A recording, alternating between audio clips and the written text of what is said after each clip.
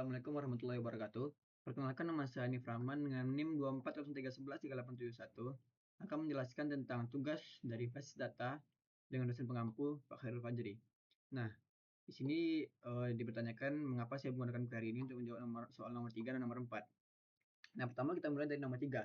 Nah, tentu kita cari tahu dulu alasan atau permintaan dari si soal.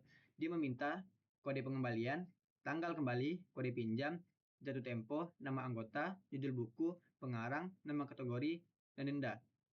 Nah, tentu kunci utamanya ada di fakta pengembalian. Di situ ada tanggal kembali dan denda. Makanya saya mulai join dari tabel pengembalian biar baris yang keluar pasti transaksi yang sudah kembali. Nah, lalu lanjut saya mulai dari tabel pengembalian saya gabungkan ke tabel peminjaman. Nah, dari tabel peminjaman saya menggunakan pinjam ID sampai dengan kode underscore pinjam. Lalu dari pinjam saya tarik dua arah.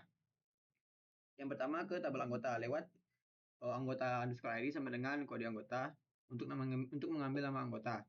Lalu selanjutnya tabel buku lewat buku underscore ID sampai dengan kode buku untuk mengambil judul dan penulis. Terakhir, saya ambil dari buku ke tabel kategori lewat kode kategori sampai dengan kode kategori untuk dapat nama kategori.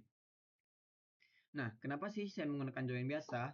Karena yang kita mau hanya transaksi yang memang ada pengembaliannya. Kalau ada pinjaman yang belum kembali, dia memang tidak relevan untuk dasar pengembalian. Jadi wajar terfilter otomatis. Nah, lanjut. Ini query yang saya jalankan seperti yang tertera pada layar dari select sampai join kategori K.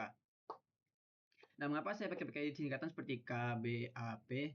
Agar query-nya lebih singkat dan saya tidak perlu menuliskan kembali panjang-panjang kodenya, on atau select. Lalu saya tampilkan kolom persis sesuai daftar di soal, termasuk rename, label pakai AS supaya heading hasilnya rapi. Nah, SAS itu gunanya biar heading hasilnya rapi. Nah, kita lanjut ke soal nomor 4.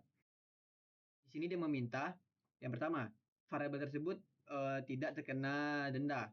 Berarti kalau kita lihat di tabel pengembalian, dendanya sama dengan 0. Nah, lalu yang kedua, variabel tersebut tidak meminjam buku PHP sama sekali.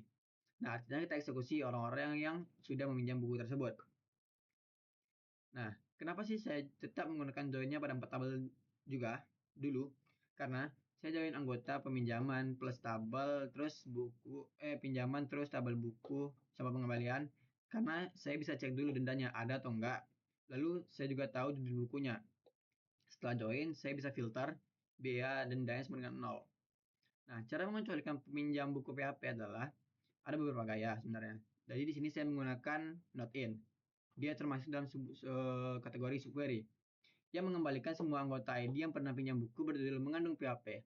Karena anggota ID itu PK atau integer kalau saya nggak salah, aman dari jebakan nol. Nah, biar fleksibel kalau dilakukan persis sama, misalnya trik pemrograman WPHP, jadi bisa difilter walaupun beda satu huruf bisa difilter. Nah, query yang saya jalankan seperti yang tertera pada layar dari select distinct. Oh iya, nah kenapa saya menggunakan distinct? Karena satu anggota bisa punya banyak transaksi tanpa denda. Distinct memastikan tiap nama muncul sekali saja.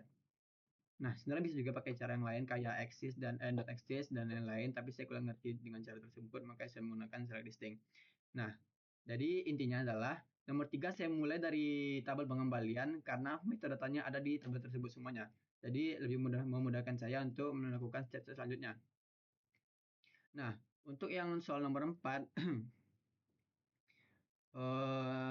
untuk yang soal nomor 4 saya menggunakan distinct dan juga not null karena hal-hal yang telah saya sebutkan tadi.